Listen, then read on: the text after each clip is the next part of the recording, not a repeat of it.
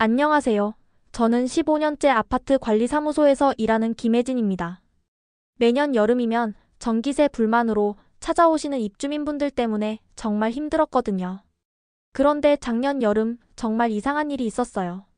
405 할머니가 오셔서 에어컨을 하루 종일 틀었는데 전기세가 3만 원밖에 안 나왔다. 검침이 잘못된 것 같다고 하시더라고요. 처음엔 검침 오류인 줄 알았는데 확인해보니 정말 3만 원이 맞더라고요. 더 놀라운 건 같은 평형 304호는 같은 에어컨을 쓰는데 15만 원이 나왔다는 거예요. 이게 대체 어떻게 가능한 건지 궁금해서 1년 동안 조사해봤습니다.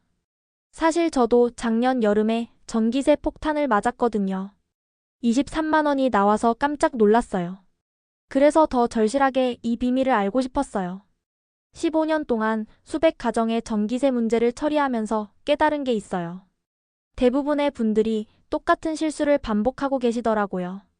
가장 많이 받는 민원이 잠깐 나갔다 온 건데 왜 전기세가 이렇게 나왔느냐는 거예요. 알고 보니 30분 마트 다녀올 때도 에어컨을 끄고 가시더라고요. 그런데 이게 오히려 전기를 더 많이 먹는다는 걸 아세요? 여름만 되면 제습이 전기를 덜 먹는다더라 하면서 제습만 쓰시는 분들이 많아요. 하지만 실제로는 그렇지 않거든요. 저도 작년에는 이런 실수들을 다 했어요. 절약한다고 했는데 오히려 전기세가 더 많이 나왔죠. 405호 할머니 댁에 직접 가서 여쭤봤어요. 어떻게 에어컨을 사용하세요?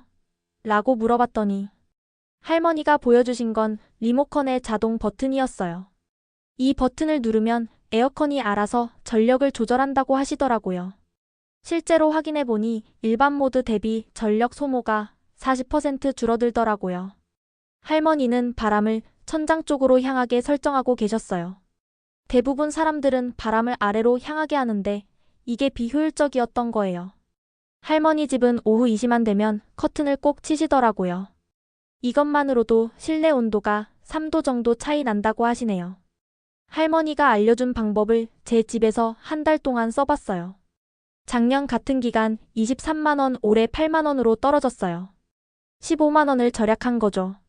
그래서 304호에도 가서 확인해봤더니 외출할 때마다 끄고 바람 방향도 아래로 필터도 1년째 안 청소하셨더라고요. 바로 이 차이가 15만 원 vs 4만 원의 차이를 만들었던 거예요. 더 놀라운 건 필터 청소였어요. 602호 어르신은 필터 청소만 했는데도 전기세가 6만 원 줄었다고 하시더라고요. 그리고 관리사무소에서 알게 된 꿀팁이 하나 더 있어요. 에너지 바우처라고 정부에서 전기세를 지원해주는 제도가 있거든요.